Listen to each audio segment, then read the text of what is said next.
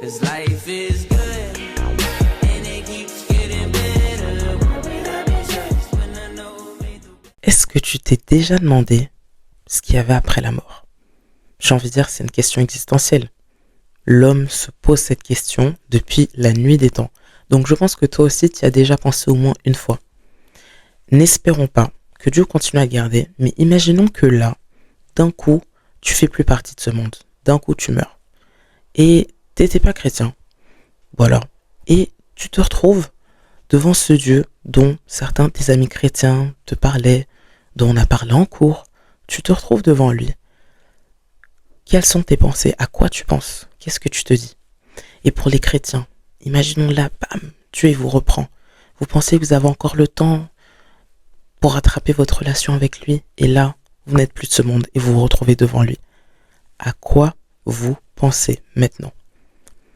Beaucoup de personnes pensent que aller à l'église ou être une bonne personne suffit pour avoir la vie éternelle, pour avoir accès au paradis, peu importe comment vous nommez la chose. Mais la vérité, elle est très différente. Et aujourd'hui, je vais vous parler de ça dans ce 4e épisode du podcast Fidèle à sa croix. Voilà, je tapais ma petite danse. J'espère que vous allez bien. Là, vous vous dites, la meuf, ça fait hyper longtemps, on l'a pas vue. Elle débarque, elle nous pose des questions hyper bizarres. Mais les gars, ces questions, elles sont légitimes. Elles sont légitimes. Si quand je vous ai posé la question, vous vous êtes dit, ça veut dire que vous êtes tombé au bon endroit, ok? C'est pas too late, c'est pas trop tard. Cet épisode, il va être incroyable. Je suis trop contente de le faire.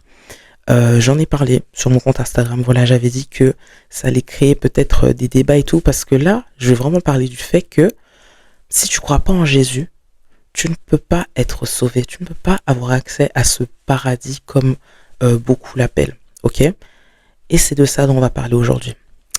Mais avant toute chose, on va lire le verset du jour. Alors, je pense que c'était dans Exode. Voilà, Exode chapitre 33, verset 15, qui je trouve est un bon verset en fait. Moïse reprit.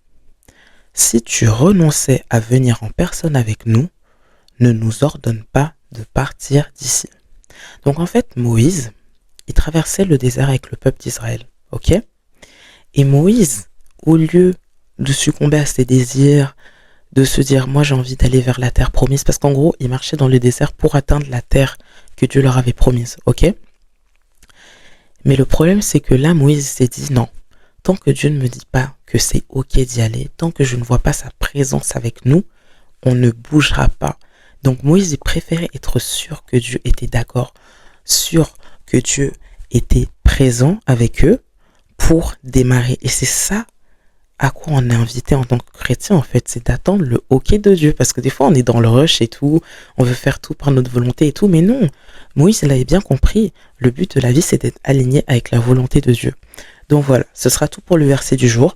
Mais en tout cas, moi, je trouve que c'était hyper édifiant. Quand j'ai lu les notes par rapport au verset du jour, je suis en mode incroyable. Je dois absolument partager ça au début du podcast, en fait. Mais bon, assez blablaté. On revient au podcast. On revient à l'épisode.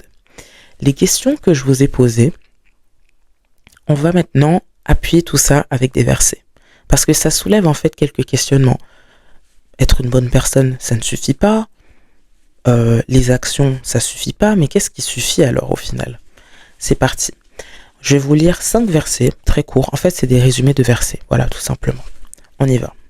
Jean, chapitre 3, verset 3. À moins de naître de nouveau, on ne peut voir le royaume de Dieu. À moins d'avoir une transformation intérieure, donc qui est seulement possible par l'acceptation du Saint-Esprit, donc l'Esprit de Dieu, tu ne peux pas rentrer dans le royaume de Dieu, tu ne peux pas voir la vie éternelle, tu ne peux pas voir le paradis. Jean chapitre 14, verset 6. Je suis le chemin, la vérité et la vie. Nul ne vient au Père que par moi. Là, c'est Jésus qui parle. Et il dit qu'il est le seul chemin. Donc, si tu ne passes pas par Jésus, tu ne peux pas voir le paradis. Tu n'auras pas la vie éternelle. Jésus, il le dit. Je suis le chemin, la vérité et la vie. Jésus est la vérité, les gars. Jésus est la vérité. Si tu ne passes pas par lui, c'est ciao en fait.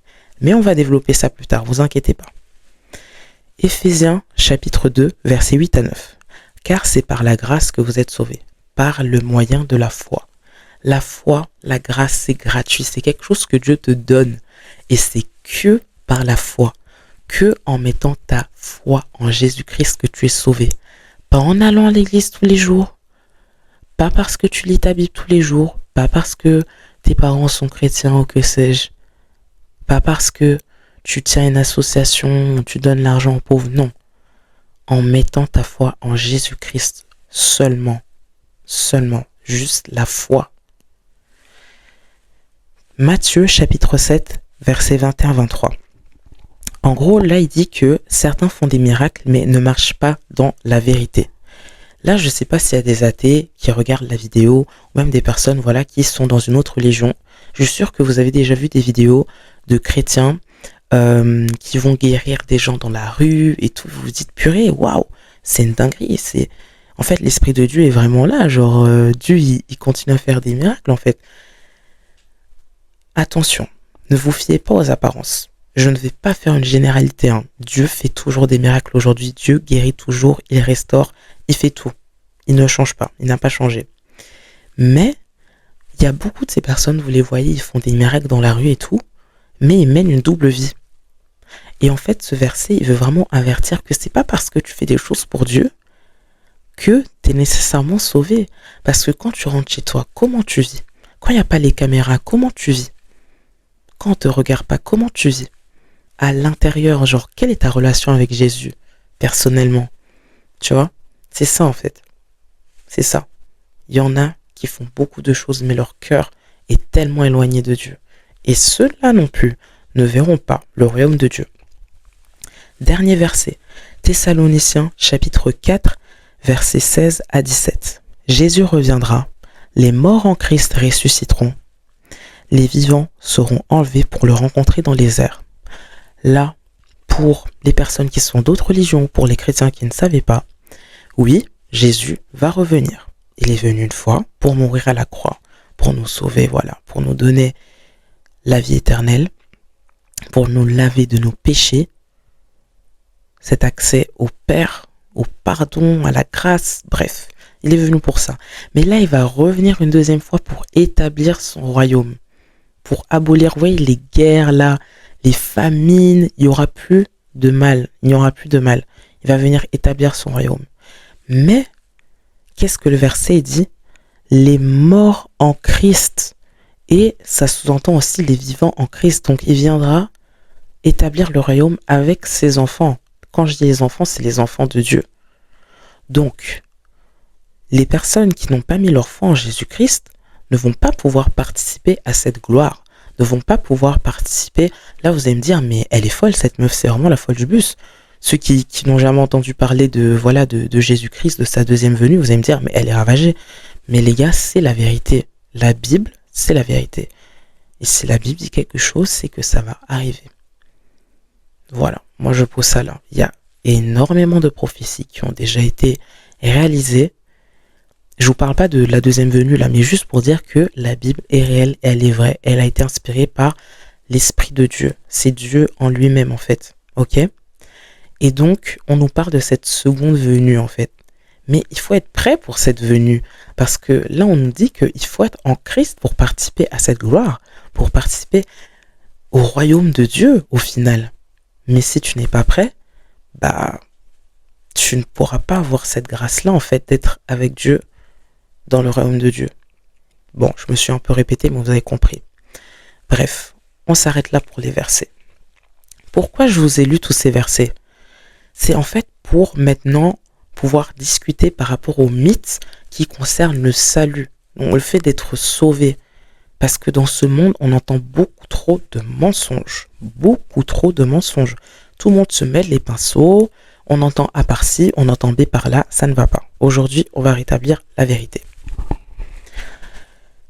Le fait de fréquenter une église ne te donne pas le salut.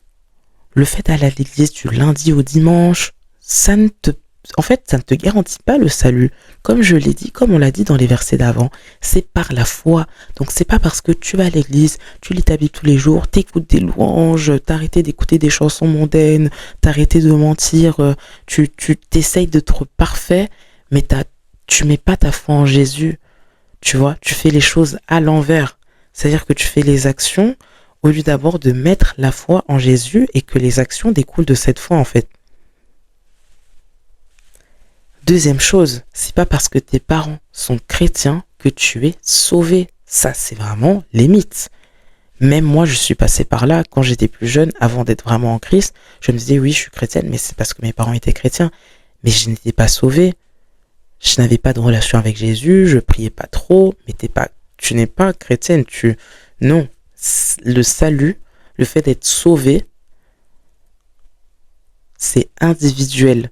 Individuel. C'est pas parce que ton cousin est sauvé, que tu restes avec ton cousin, que vous dormez ensemble, que vous faites des activités ensemble, bref, vous faites tout ensemble et tout, que tu es sauvé toi aussi. C'est un exemple, mais voilà. Le salut, il est individuel. Je tiens à le rappeler. Et être, oh my gosh, ça c'est vraiment là aujourd'hui. C'est pour ça que je vais me faire défoncer. Mais être une bonne personne ne suffit pas, les gars. Pourquoi? Parce que quand tu dis tu es une bonne personne, à quoi te compares-tu? Tu vas me dire, ah mais moi j'ai jamais tué. Regarde lui, il a tué 3 personnes, il est en prison. Moi je suis vraiment une bonne personne. Ok, les mensonges. Les mensonges, tous les mensonges dans ta vie là que t'as raconté, ça on s'en fout alors. On s'en fout. Quand, par exemple, t'as frappé ton ami parce qu'il t'a énervé, ça aussi on s'en fout. Ou alors, je sais pas, t'as volé un petit bonbon dans un magasin, ça aussi on s'en fout. Oh mais ça a dérangé personne, ça c'est des petits trucs. Ah bon, des petits trucs par rapport à quoi? À quoi tu te compares en fait? Parce qu'il faut bien se comparer à quelque chose. Et toutes les choses en fait que j'énumère, c'est basé sur des valeurs judéo-chrétiennes en fait. C'est ça que les gens ils oublient. Aujourd'hui tu peux pas tuer, tu peux pas. Mais c'est des commandements de la Bible les gars. Littéralement. Donc quand tu te dis que oui, je suis une bonne personne parce que, c'est clairement de la fierté. Parce que la personne qui n'a jamais volé, imaginons, hein, on donne un exemple, qui n'a jamais volé, qui n'a jamais frappé son ami comme toi tu l'as fait, eh ben, elle peut dire alors que c'est une meilleure personne que toi. Mais pourtant, elle a fait d'autres mauvaises choses. Ce que je veux dire, en fait, c'est qu'on ne peut pas être bon, on ne peut pas être parfait. Il n'y a pas un jour où tu n'as pas péché, ce n'est pas possible. Aux yeux de Dieu, la perfection, là, chez les humains, il n'y a pas. C'est pas possible. Juste regarde-toi, regarde tout ce que tu as fait dans ta vie de mal. Tu peux pas dire que tu es une bonne personne. Et en tant que bonne personne, tu n'auras pas ta place dans le royaume de Dieu. Parce que pour être dans le royaume de Dieu, pour avoir la vie éternelle, juste pour être sauvé, il faut être parfait. Là, vous allez vous dire, mais Mana, il y a un petit problème. Toi, tu n'es pas parfaite, ma belle. Vous, les chrétiens, vous n'êtes pas parfaits. Mais en Christ, on est rendu parfait. C'est en lui qu'on est rendu juste. Son sang, il a lavé nos péchés, les gars. Donc, quand tu acceptes dans ton cœur ce qu'il a fait à la croix pour toi, tu es lavé de tes péchés. Est-ce que ça veut dire que tu peux autant pécher que tu veux, tu vas dire, oh, Dieu me pardonnera? Non, pas du tout, loin de là. Mais vous avez compris l'idée. Donc, être une bonne personne, ça n'existe pas. Il n'y a pas de bonne personne. On est tous mauvais, entre guillemets. Oui, à certains niveaux, mais faut se dire que, en fait, Dieu, c'est en être parfait, c'est la perfection lui-même. Donc, wesh, c'était quoi ce bruit?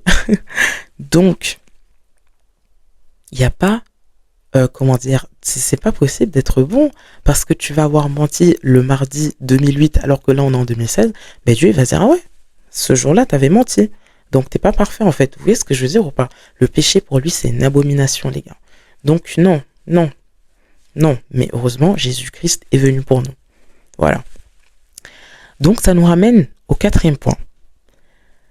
Là, j'ai bien démantelé tous vos modes de pensée là, hein. Descendez bien de vos piédestals là. J'espère que là, vous êtes bien à terre, que vous êtes bien redescendu, que vous avez bien embrassé cette vérité-là. Et que si vous n'avez pas mis votre foi en Jésus-Christ, les gars, ça va pas. Mais c'est ok. C'est ok. Pourquoi c'est ok? Parce que là, avec cette vidéo, ça va vous permettre de vous dire, ok, peut-être que je dois laisser une chance à Dieu. Dieu vous aime, les gars. Faut aller voir l'épisode que j'ai fait sur Jésus, le premier épisode de mon podcast, qui disait qu'il était mort à la croix pour vous. Il est mort à la croix pour vous, les gars, pour que vous ayez cet accès au Père, au pardon. C'est un amour inconditionnel, sans condition. On n'avait rien demandé, mais il a quand même fait. Donc, il y a encore une chance aujourd'hui. Si tu es tombé sur cette vidéo, c'est un signe. C'est Dieu qui te parle. Ça nous ramène au 4e point, pardon. Jésus-Christ est le seul chemin vers Dieu. Beaucoup se demandent si, est-ce que c'est l'univers qui va me donner la vie éternelle? Est-ce que c'est l'univers qui va me sauver de mes problèmes? Est-ce que c'est un prophète? Est-ce que c'est un autre Dieu que Jésus-Christ? Non, il n'y a que le Dieu de Jésus-Christ, les gars, qui peut vous sauver, qui peut vous donner la vie éternelle. Jésus est le chemin. Jésus est la vérité et est la vie. Il a pris le poids de nos péchés et la mort que nous méritions. Voilà. C'était un peu ça le point 4.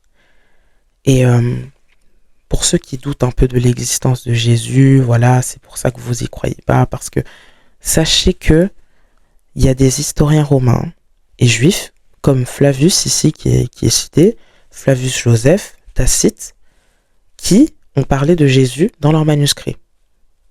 Donc, si vous croyez à l'histoire de Jules César, Alexandre le Grand, peu importe, vous devez aussi avoir un esprit ouvert, un esprit critique et vous dire, alors Jésus-Christ existe aussi, c'est un personnage historique comme les autres. Parce que les Alexandre le Grand et tout, vous n'avez pas de vidéo d'eux, hein.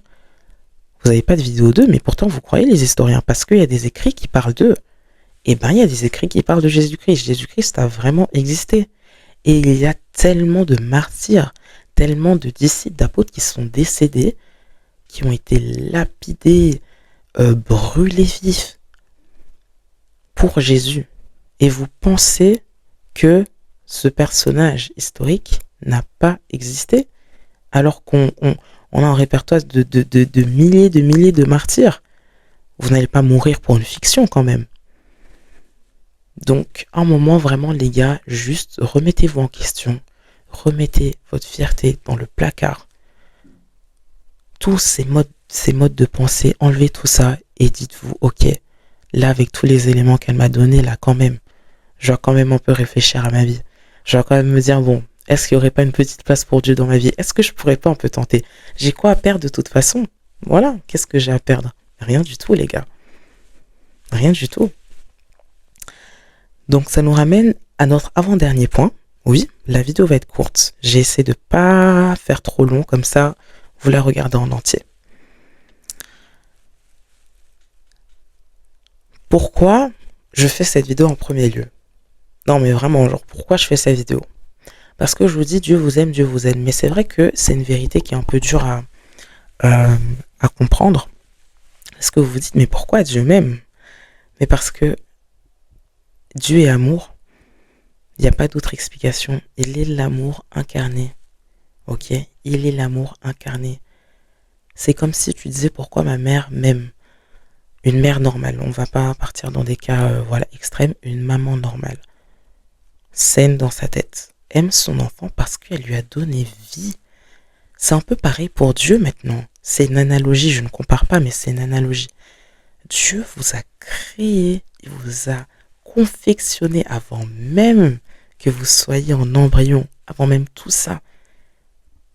Vous êtes son enfant, il vous aime et il l'envie, il ne vous force pas. Parce que la preuve, peut-être que tu regardes cette vidéo et que tu vis ta vie séparée de Dieu. Est-ce que t'es forcé? Non, puisque là tu vis ta vie, t'es loin de Dieu. Donc Dieu ne te force pas parce qu'encore une fois, il est amour.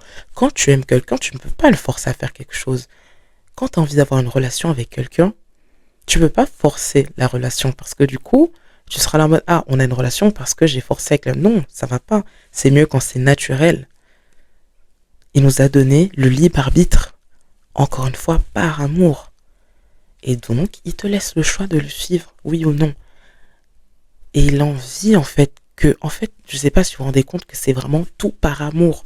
Par amour, il envie d'être en symbiose avec toi, d'être dans ta vie du matin au soir, Il a envie de te donner tous les bons plans qu'il a pour toi, pour ta vie, parce qu'il te connaît, il t'a créé. Donc tes désirs là, ses désirs à lui, c'est mieux que tes désirs en fait. Ils sont mieux que tes désirs. Parce que lui, il voit beaucoup plus loin. Il sait ce que ça va produire. Il sait ce qui va arriver. Il a envie en fait que tu vives pour sa volonté parce que sa volonté, elle est bien meilleure que la tienne. Tu vois. Il a juste envie de vivre en communion avec toi. C'est tout ce qu'il veut. Oui, ça peut paraître bizarre.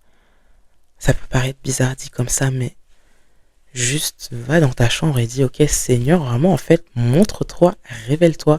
À la fin de cette vidéo, vous allez vous mettre dans votre chambre, vous allez vous dire révèle-toi. Seigneur, en fait, vraiment change-moi, viens détruire toutes ces mauvaises pensées, ces mensonges. Et juste j'ai envie de savoir qui tu es. Et il va répondre. Il y a un verset qui dit cherchez et vous me trouverez. Il est proche de ceux qui le cherchent, les gars. Vous aurez votre réponse. Vous aurez votre réponse. Donc, ne lâchez pas prise. Ok? Ne lâchez pas prise. Bon, je me suis un peu égaré, mais on revient un peu au point. Donc, pourquoi j'ai expliqué tout ça? Dieu vous donne le libre arbitre. Ok? Mais, il y a un moment, comme les questions en fait que je vous ai posées au début. Voilà, Dieu va décider de vous reprendre pour X raisons. Vous allez vous retrouver devant lui et il va vous dire, bon, tu n'as pas été le sacrifice de Jésus à la croix, t'as pas eu foi en moi, pourquoi en fait devrais-je t'accepter dans mon royaume? Pourquoi devrais-je te sauver? Puisque tu n'es pas en fait des miens, tu n'es pas mon enfant, tu n'es pas chrétien, t'as pas mis ta foi en moi, t'as pas vécu pour moi, tu n'es pas juste à ses yeux parce que tu n'as pas été lavé des... Enfin oui, en fait, t'as pas été transformé du coup, comme on parlait de transformation intérieure. Bref, juste, on enlève tout ce que j'ai dit, mais juste, t'as pas eu la foi en lui. Pourquoi il va t'accepter dans son royaume? Il n'y a aucune raison. Et puisque tu as décidé de vivre séparé de lui sur ta vie sur terre, eh ben, pour ta vie éternelle, Dieu va décider de vivre séparé de toi parce que c'est toi qui l'as voulu. Et on a beaucoup qui disent mais c'est un ultimatum que Dieu nous pose, si vous croyez pas en moi vous allez en enfer. Mais non, c'est votre choix. Un ultimatum c'est quand t'as pas le choix. Là tu as le choix, tu as clairement le choix. Et c'est les gens en fait qui font le choix de se retrouver dans cette séparation éternelle de Dieu qui est appelé enfer. Et ça existe. Ça existe, les gars. L'enfer, il est réel. Et c'est ça dont j'ai envie de vous parler aujourd'hui. Enfin, principalement, je vous aime. En fait, peu importe qui tu es là, je fais cette vidéo pour toi parce que j'ai envie que on se retrouve ensemble, en fait, au paradis. La phrase, elle est bizarre. Je sais pas comment dire ça autrement, mais j'ai envie qu'on soit ensemble, qu'on ait la vie éternelle. J'ai envie, en fait, que tout le monde soit sauvé, mais je sais que ce sera pas possible parce qu'il y aura quand même des gens qui vont garder leur cœur endurci par rapport à la bonne nouvelle. La bonne nouvelle, donc le fait que Jésus est ressuscité, qu'il est mort pour nous, etc. Peut-être que toi, quand tu vas regarder ma vidéo, tu vas dire, mais meuf, je m'en fous, en fait. Genre, j'ai pas envie. Tu vas quand même rester ferme dans tes convictions. Et c'est ok, c'est ton choix. Mais il y a des conséquences. Et la conséquence, les gars, c'est vraiment une séparation éternelle. Je sais pas si vous vous rendez compte, c'est éternel. Et vous croyez que ça m'amuse, moi, de faire une vidéo, de vous dire, ouais, les gars, vous allez vivre une séparation éternelle de Dieu et tout. C'est parce que Dieu vous aime. Et du coup, je vous aime que je fais cette vidéo pour vous dire, les gars, de vous repentir. C'est-à-dire de vous reprendre en main, de demander à Jésus de vous pardonner pour toutes les mauvaises choses que vous avez faites, de vous pardonner, de vous être éloigné ou juste d'avoir décidé de ne pas vivre avec lui parce qu'il y a encore le temps, dans son amour, il vous laisse encore le temps de vous rattraper, on va dire, de vous repentir, de vous reprendre en main. Parce qu'il y a un moment où le moment sera venu, comme j'en ai parlé quelques minutes auparavant, où Jésus va venir pour sa deuxième venue.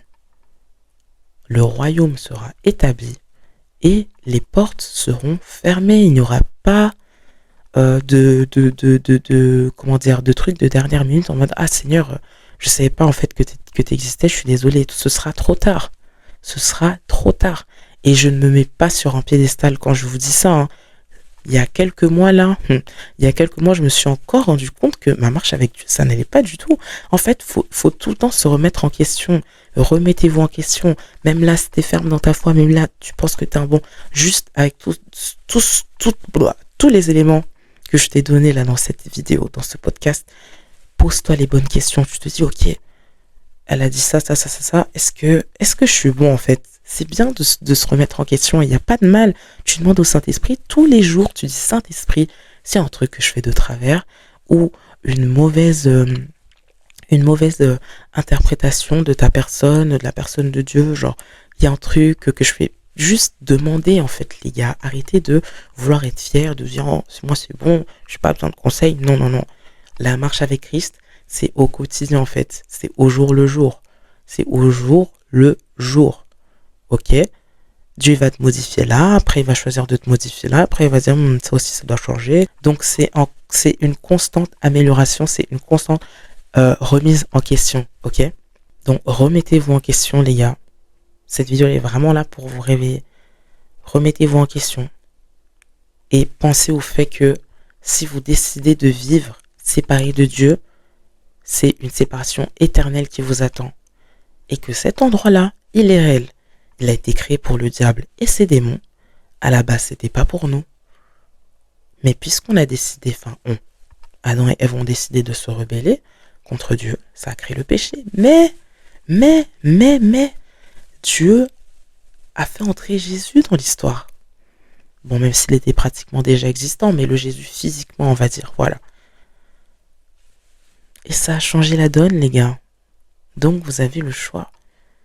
Et cette séparation éternelle, les gars, éternellement, j'insiste sur le éternellement séparé de Dieu dans un endroit avec des flammes, vous serez avec votre corps physique, alors que dans le royaume de Dieu, on est dans un corps renouvelé, je peux dire, encore incorruptible, encore parfait, vous voyez comment vous vous imaginez les anges, on sera comme ça, mais encore plus glorieux, alors que dans la séparation éternelle de Dieu, dans cet endroit-là, vous serez là avec votre corps de la terre, vous allez ressentir toutes les douleurs, vous serez en train de cramer constamment, éternellement. Franchement, je ne pensais pas qu'un jour, j'allais parler de l'enfer sur mon podcast, mais c'est trop important en fait, c'est trop important. Faut pas adoucir le message de la Bible. Faut pas adoucir, il y a des choses qui sont à dire, mais avec, d'une certaine manière. Mais moi, j'ai juste envie que vous ayez la vie éternelle, que vous soyez sauvés, que vous vivez une vie sur terre avec Dieu. Dans le moment là, regardez juste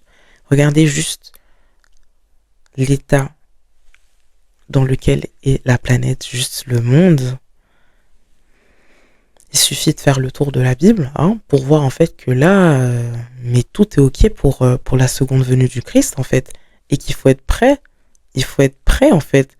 Faut vous dire, est-ce que là, en fait, je fais la volonté de Dieu pour ma vie? Est-ce que je sauve des gens? Est-ce que je parle de Jésus même? Est-ce que je partage l'évangile?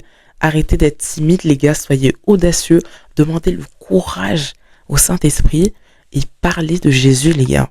Parlez de Jésus parce que là, on est dans les temps de fin. Voilà. C'est pas pour mettre le stress, mais clairement, on sait qu'on est dans le temps dans les temps de la fin, en fait. Bon, moi, je vous encourage vraiment à parler de votre foi. Et même si Jésus revient dans 10 ans, dans 20 ans, on s'en fout.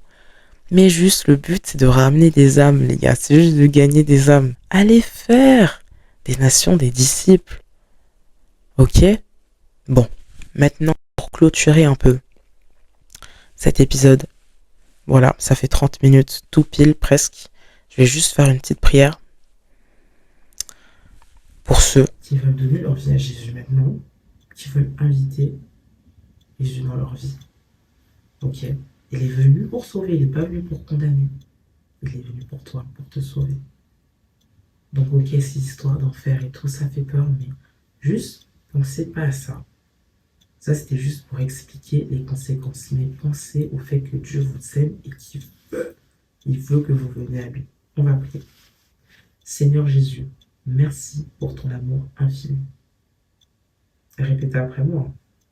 Merci de m'avoir donné une chance de revenir à toi.